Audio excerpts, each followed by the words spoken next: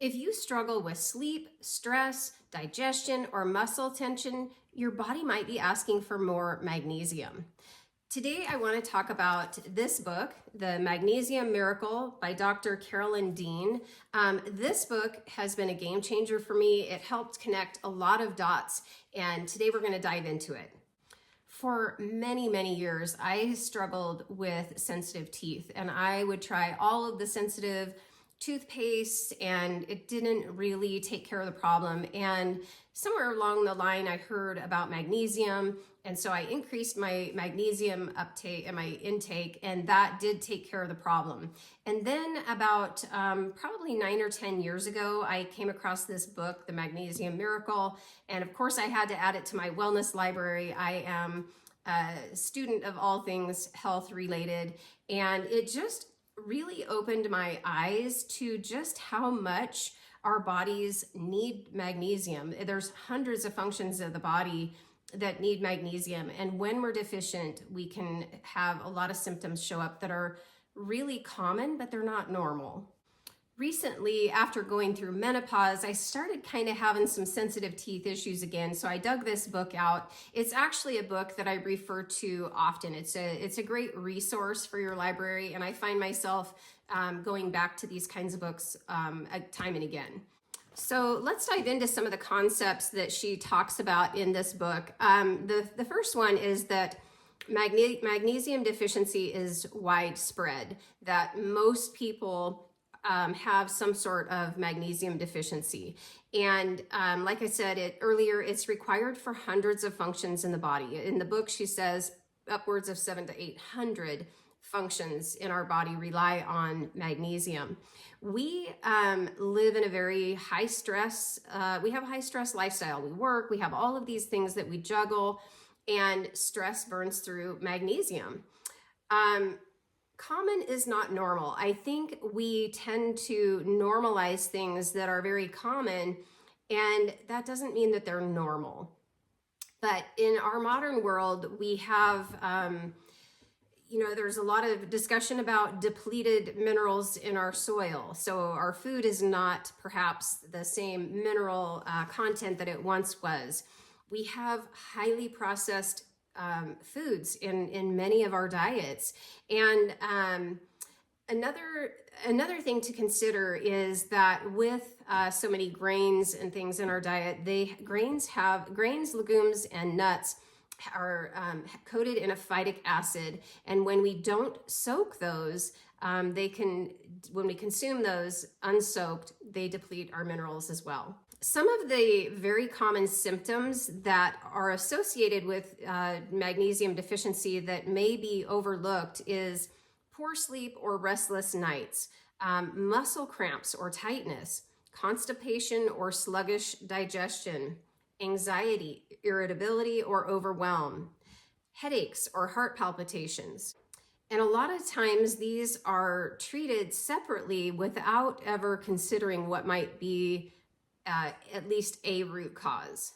In the book, she talks about a lot of different forms and types of magnesium, and why some people feel like taking magnesium doesn't work for them. So there's a couple of thoughts on that. One is you might be severely deficient, and it's going to take a lot more to get your levels up there before you feel better. But even if you're eating a really clean diet, if you have gut issues or you've struggled with digestion, you may not even be absorbing it. So that's another consideration.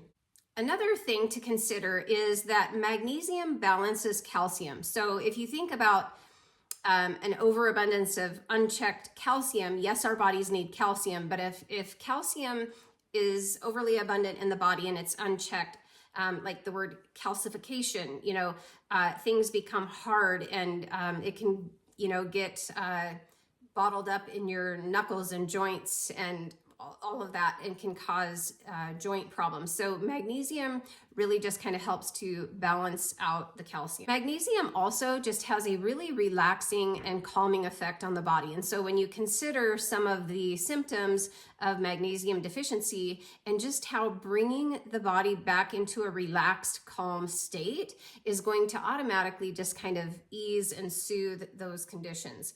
So one of my favorite ways to use magnesium is topically. I do supplement with magnesium, but I really love topical magnesium, and I wish I would have kind of embraced it earlier. I'll show you a couple of my favorites. One is this Ease Magnesium Spray. I have tried other, topical spray magnesium oils and things, and they kind of left my skin feeling itchy and not so good. This stuff absorbs amazingly. I absolutely love it. My husband and I are in our 50s. We each keep a bottle of this on our nightstand. We keep a bottle in the bathroom. I keep a bottle in our travel bag. Like, we love this stuff. And I like that you can just spray it directly on wherever you need it. So I will spray it on aches and pains, strains, anything like that. I like to spray it on before bed because it is calming and relaxing. And it bypasses the digestive system. Our skin is our largest organ, but whatever we take internally has to kind of get broken down through the digestive system. So I do love topical application for that. Another way that I do like to use it is in just Epsom salt bath, just plain Epsom salts. I do love to add my essential oils, maybe a little castor oil, and soak in a bath. I absolutely love that. It's so relaxing, a great way to just kind of unwind and calm down before bed. And you can also, if you don't have a bathtub or you don't have, the time or whatever, just soaking your feet in Epsom salts is a great way to absorb all of that through the soles of your feet. And then none of this is medical advice. I am just, sharing what I enjoyed from the book and what my practical experience has been. I just found it to be a great resource. I'm a big fan of having books in, wellness books in my library. I refer to them often. I feel like it's empowering to have this, and you read through it and you take what works and resonates with you. But I believe that we should become our own best doctors and use doctors and healthcare practitioners as a guide, but really being empowered and educated to make those decisions for your own self. Who I think would benefit from this book, particularly women over 40, that's when we start having more what we consider normal aging symptoms, and maybe it's not all just age related, right? Anybody who's focused on natural wellness and nutrition and wanting to make sure that your body is properly nourished. I also think that it's great for children. Children have high stress in their little lives, and whenever my grandkids come over, I will, spray their feet down before bed, and they, I have some internal magnesium supplements for children that they also enjoy. And it just helps them relax and calm down before bed. It might not be a good fit for somebody who's just looking for a quick fix. In my experience, health is a journey. It's a series of choices and day-to-day habits. And I think a lot of times we're looking for that quick fix, and there might be a lot of things that need to change. So this book just helped me connect a lot of dots, and I hope it does the same for you.